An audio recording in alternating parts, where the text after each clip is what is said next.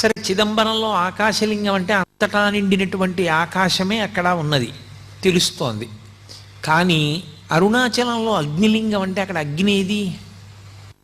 మీరు అరుణాచలం శివాలయంలోకి వెడితే మీకు అక్కడ అగ్ని ఏమైనా కనపడుతుందా? ఒక పెద్ద జ్యోతి స్వరూపాన్ని అక్కడ ఉంచి, లేదా ఒక పెద్ద నెగడుల ఒక మంట మండుతుంటే అదేనండి శివలింగం అక్కడ అని ఎవరైనా చెప్తారా? చెప్పరు. మామూలుగా శివలింగమే ఉంటుంది.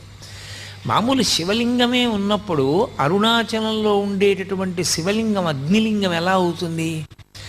అరుణాచలమునందు అగ్నిలింగం ఉన్నది అని ఎందుచేత చెప్పబడింది అంటే, మీరు బయట ఎంత చల్లగా ఉండనివ్వండి, అరుణాచలం దేవాలయంలోకి వెళ్ళి కూర్చుంటే ఒళ్ళు చెమటలు పోస్తుంది, అంత వేడిగా ఉంటుంది. ఆ వేడి నిజంగా అగ్నిహోత్ర స్వరూపంతో ఉంటే మనం తట్టుకోలేమని ఆ వేడి